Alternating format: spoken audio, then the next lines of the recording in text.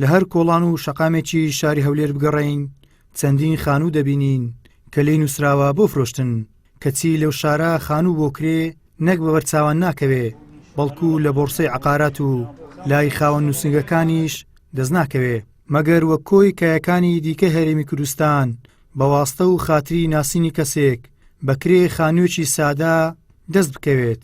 لە هەولێر ڕێژەی خانوو لە ڕێژەی خێزان زیاترە. سەرۆکی کۆمەڵی کرێنشینان باز لەوە دەکات لە ماوەی ساڵی ڕابردوو نرخی کری خانوو بۆ نزیکەی سەتابی زیادی کردووە، ئەمەش بەهۆی بوونی خواستە بۆ خانووی کرێ لەلایەن هاوڵاتیانی خوار و ناوەڕاستی عێراق.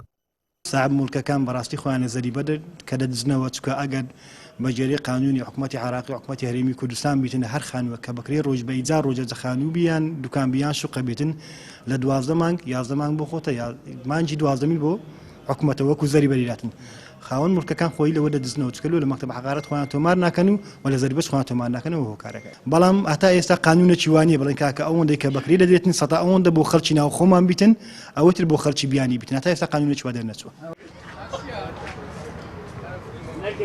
دەچینە لای خاوەن نووسنگەکان تا بزانین لای ئەوان دۆخی کری خانوو چۆنە.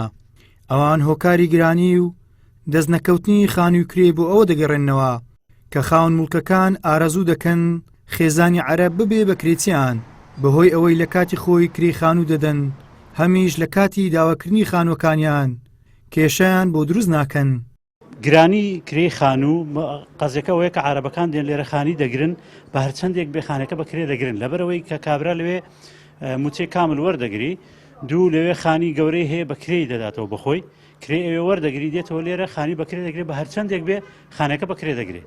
ئەوە بۆتە هۆکاری ئەوەی کە خانی بەدەست نەکەوێت لە کوردستان لە هەولێر بڵێن بە تایبەتی برا عەرەبەکانمان ڕوو لێرە دەکەن لە بۆ خانی. عەرەبەکە کە دەلێردا دەنیشە هەر کاتێک توکە پێویستیت بە خانەکە بوو، ئەو عەرەبە لەوانەیە خانەکەت بۆ چۆل دەکات دەگەڕێتەوە شوێنمەکانی خۆی. کابرای کوردیشە دەڕوا نەپارێ ئاویدە نەکارەبای دە دوای خانەکەی بێزەوەر دەکە خانەکەی ناشرن دەکە. ڕەنگە عەرەب زیاتر ئاسانتر بی بتوانین تەعاملی لەگەڵ بکەی، پارەی خۆیان وەک کوردەواری خۆمان دەڵێ بدزێ بە پار مشکلیان ئەوان پارەی خۆیان دەدەن و ڕەنگەی خۆشمان نەکرێکیان پێناری پاری کارەباوە کەش نادەن لە داهاتوودا.